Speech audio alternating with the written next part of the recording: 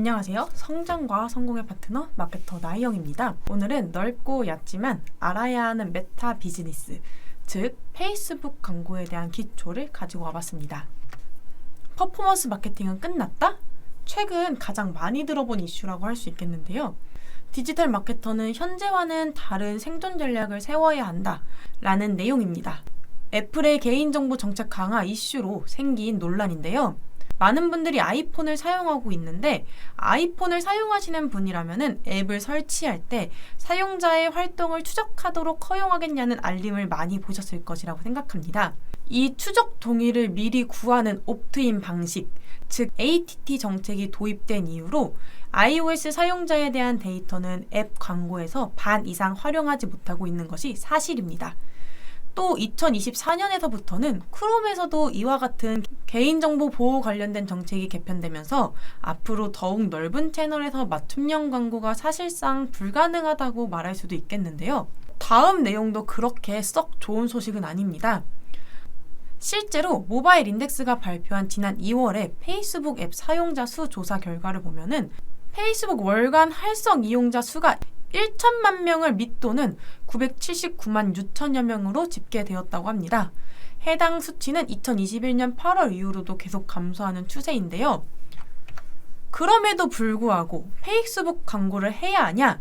라는 질문을 받는다면 아직 안 죽었다고 대답해 드릴 수 있습니다. 아직까지는 많은 사람들이 이용하고 있는 소셜 네트워크 서비스인 만큼 높은 성과를 낼 수 있는 매체이기 때문인데요. 그렇다면 어떻게 해야 광고 성과를 낼 수 있는지 기초적인 지식을 짚으면서 확인해 보도록 하겠습니다. 본격적인 설명에 앞서서 기본적인 구조를 말씀해 드리자면 광고 관리자, 비즈니스 관리자, 광고 계정 순으로 정리할 수 있는데요. 해당 부분에서 중요한 부분은 하단에 적혀있는 내용으로 광고 계정 비활성화를 피하기 위해서는 비즈니스를 홍보하고 광고 계정을 운영하는 노력이 필요합니다. 여담으로 간혹가다 광고주분들이 페이스북 광고 계정을 생성, 인증하는 과정에서부터 어려움을 느껴 그냥 일반 개인 계정으로 같이 쓰면 안 되냐고 여쭤보시는 분들이 있어요. 그렇게 된다면은 페이스북 담당자가 바뀌거나 퇴사했을 경우 관리나 광고에 대한 자문을 구하기 위해서 다른 사람에게 계정 정보를 공유해야 되는 경우가 생기기 때문에 반드시 회사용 비즈니스 관리자 계정으로 계정에 대한 관리를 하는 것이 훨씬 안전하고 편합니다. 두 번째 내용으로는 페이스북 광고의 캠페인 구조인데요. 관리자 구조와 마찬가지로 캠페인부터 광고 세트, 광고로 구성이 되어 있습니다.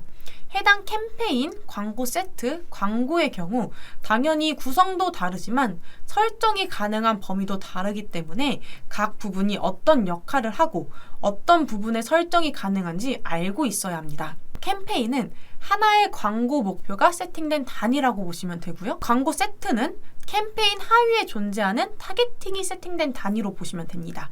또 광고는 크리에이티브 소재가 녹아있는 단위라고 보시면 됩니다. 가장 기본이 되는 개념은 설명해 드렸고요. 이제 본격적으로 페이스북 광고에서 세팅을 하기 위한 방법에 대해서 설명을 해 드릴 건데요. 제일 중요한 것은 제품에 대한 이해와 소구점을 찾는 것입니다. 하지만 이거는 페이스북 광고 채널에만 활용되는 범위가 아니라 온 마케팅 범위에 포함되는 부분인데요. 일단 먼저 자사의 상품에 대해서 잘 알고 계시나요?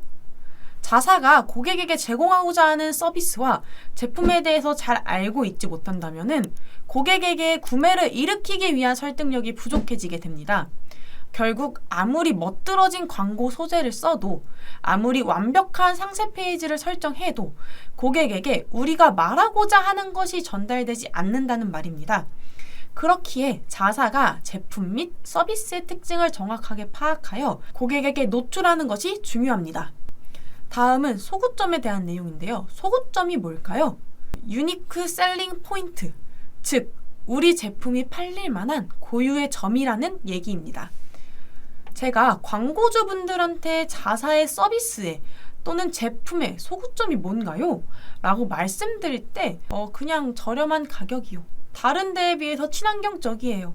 이런 식으로 뭉뚱그려서 대답해 주시는 분들이 많았습니다. 소구점을 찾는 부분 물론 마케터의 할 일이 맞지만 대표님들 본인조차도 자사의 상품의 소구점에 대해서 정확히 알고 있지 못한다면은 저희와 협업하며 고객이 원하는 제품의 키워드를 찾기까지의 시간이 오래 걸릴 수밖에 없습니다. 제품에 대한 기획 노트를 가지고 있다면은 그 기획 내에서 자사가 말하고자 하는 것과 고객이 원하는 부분이 맞는지 확인하며 고객이 원하는 부분, 리뷰나 서비스나 제품을 실제로 사용해 보신 사람들이 말해주는 후기와 같은 부분이 맞는지 확인하며 소구점을 찾아내는 것이 가장 중요합니다. 제품에 대한 이해도가 충분히 높아지고 소구점을 찾았다면은 다음으로 소재를 제작해야 하는데요. 소재는 크게 카피, 형태, 이미지 이 세 가지로 구성되어 있습니다. 각 구성의 역할을 잘 이해하고 소재를 제작해야 고객이 반응하는 소재를 제작할 수 있습니다. 메인 카피의 경우에는 소비자가 반응하면서 우리의 제품을 강조할 수 있는 키워드가 들어가는 것이 좋고요. 메인 카피의 문장으로만으로도 소비자가 충분히 이해할 수 있는 문장인지 확인해야 합니다. 서브 카피의 경우에는 메인 키워드에서 미처 표현하지 못한 제품의 효능과 효과를 뒷받침해주는 내용인지 확인을 해야 하고, CTA, 클릭을 유도하기 위한 문구는 메인과 서브 카피를 인지한 상태에서 소비자가 제품에 대해 추가로 반응할 만한 키워드를 배치하는 것이 좋습니다. 다음은 머신러닝인데요. 페이스북 광고에서 가장 핵심적인 내용이기 때문에 원리를 이해하고 있어야 합니다. 초반에 시들거리는 페이스북이라는 내용을 말씀드리면서 시작했는데 사실 페이스북의 매출은 예전과 큰 차이가 없다고 합니다. 매출 영업이익이 2% 감소했다는 실적 발표가 있었지만 매출에 비해서 영업이익이 낮아진 이유는 페이스북이 머신러닝 개발에 엄청난 자금을 사용했기 때문이라고 합니다. 이렇게 엄청난 자금을 사용한 머신러닝을 잘 활용하기 위한 방법은 사실 엄청 간단한데요. 성과 좋은 소재 쭉 들리면서 세팅을 다듬어 가는 것이 가장 좋은 방법입니다. 머신러닝은 계정 단위가 아닌 캠페인 단위로 진행되기 때문에 전환 목표가 트래픽 획득인 캠페인을 생성해 광고 소재의 성과, 여기서는 CTR이 높은 광고 소재를 검증이 끝난 광고 소재로 보고 제품별로 나눠진 전환 캠페인을 논타겟으로 생성해서 3개에서 5개 세팅을 진행하시면은 효율이 가장 잘 나온다고 판단할 수 있는데요. 대신 변수가 있다면은 자사의 상황에 맞춰서 광고 전략을 다르게 짜야 하는 경우도 있을 수 있습니다.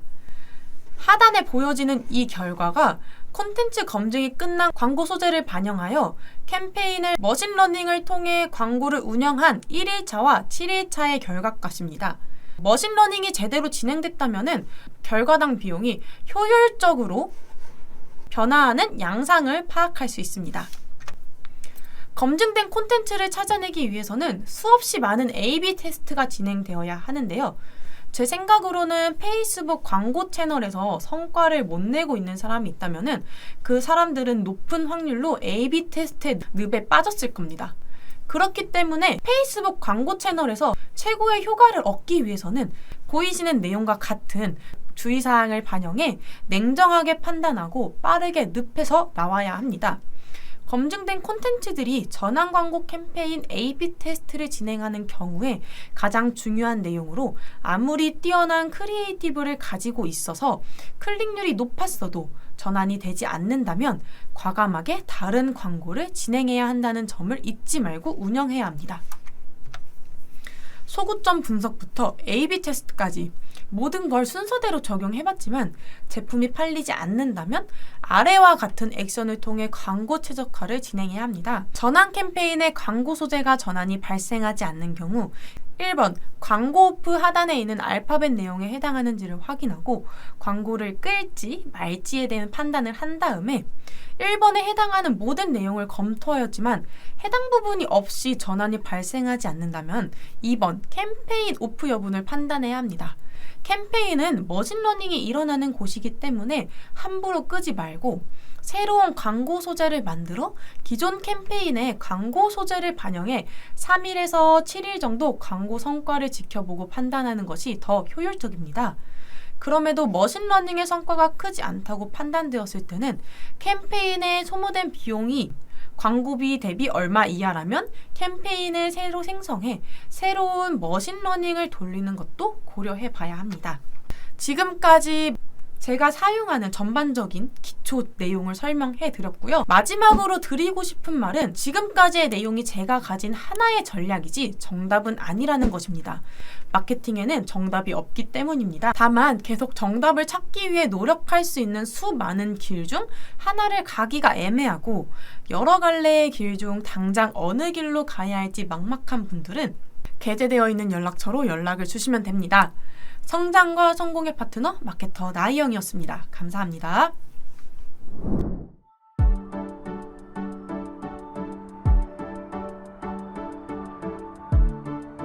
구독과 좋아요는 컨텐츠 제작에 힘이 됩니다.